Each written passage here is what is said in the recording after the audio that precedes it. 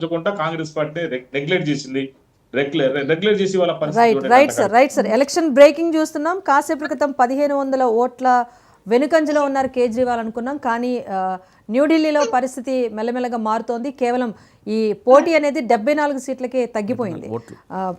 పోటీ పర్వేష్ వర్మ 74 ఓట్ల ఆధిక్యంలో మాత్రమే కొనసాగుతున్నారు. కాసేపు క్రితం 1500 ఓట్ల నుంచి 74 ఓట్లకు వచ్చింది. సో ఫలితాలు మారే అవకాశం ఇక్కడ స్పష్టంగా కనిపిస్తోంది. ఎందుకంటే కీలకమైన ఢిల్లీ, జంగ్పూరా, కత్వాజీ ఈ మూడు ప్రాంతాల్లో కూడా ఢిల్లీ ప్రజలు చాలా ఉత్కంఠగా ఎదురు చూస్తున్నారు. ఎందుకంటే కీలక ఆప్ నేతలు పోటీ చేస్తున్న నియోజకవర్గాలు ఇవి. ఇక్కడ కేజ్రీవాల్ గెలుపు అనేది చాలా కీలకం. ఎందుకంటే ఆమ్ ఆద్మీ పార్టీని 3 సార్లు అధికారంలో తీసుకురావడంలో ఇందాక మనం చెప్పుకున్నట్టుగా వంశపారంపర్యతకు అవినీతికి చెక్ పెడుతూ ఒక సొంతంగా ఎదిగిన ఒక ప్రాంతీయ పార్టీగా ఒక బలమైన నాయకుడిగా ఉన్న కేజ్రీవాల్ అయినా గెలిచి తీరాలి అని చెప్పేసి ఆమ్ ఆద్మీ పార్టీ తరఫున కోరుకుంటున్న నేపథ్యంలో అటు ఢిల్లీ సీఎం అతీషీ కన్నా కూడా కేజ్రీవాల్ గెలుపు చాలా ఆవశ్యకం అని పేర్కొన్న టైంలో వెనుకంజలో ఉండటం అనేది కాస్త బాధించింది ఆమ్ ఆద్మీ పార్టీ క్యాడర్కు. కానీ ప్రస్తుతం రిజల్ట్స్ మారుతున్నాయి.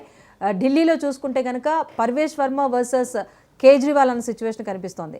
ఆ వేరియేషన్ అనేది కేవలం 74 ఓట్లకు చేరుకుంది. మరి నెక్స్ట్ రౌండ్స్లో ఈ రిజల్ట్స్ ఏమైనా మారుతాయేమో మనం చూడాలి. ఇప్పటివరకు చూసుకుంటే బీజేపీ 48 స్థానాల్లో లీడ్లో కొనసాగుతోంది. అటు ఆమ్ ఆద్మీ పార్టీ మరో 2 స్థానాలు ఎగబాకింది. 21 స్థానాల్లో లీడ్లో కొనసాగుతోంది. కాంగ్రెస్ పార్టీ బాద్లీలో మాత్రమే ముందంజలో కొనసాగుతుంది. ఆ స్థానం కైవసం చేసుకునే అవకాశం కూడా ఉంది అంటంలో ఎలాంటి సందేహం లేదు. రైట్, మస్తాన్ రావు గారు మీరు చెప్పండి. సో ఇప్పటివరకు చూసిన రిజల్ట్స్ ఏమనిపిస్తుంది?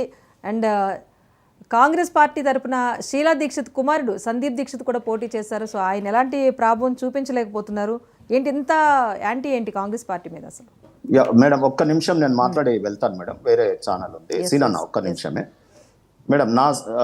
నా ఒపీనియన్ ఒకటే, లాస్ట్ అండ్ లీస్ట్, ఢిల్లీలో ఉన్న సమస్యలు చర్చింపబడాలి. కానీ కేజ్రీవాల్ గారు ఎంతసేపు బీజేపీని తిట్ల పురాణం పుస్తకం పట్టుకొని తిరగడం ఒకటి మేజర్గా వారికి డిసడ్వాంటేజ్. మేమేమో ఇన్ఫ్రాస్ట్రక్చర్ ఎట్లా డెవలప్ చేస్తా ఉన్నాం అనేది మేము చెప్పినాం.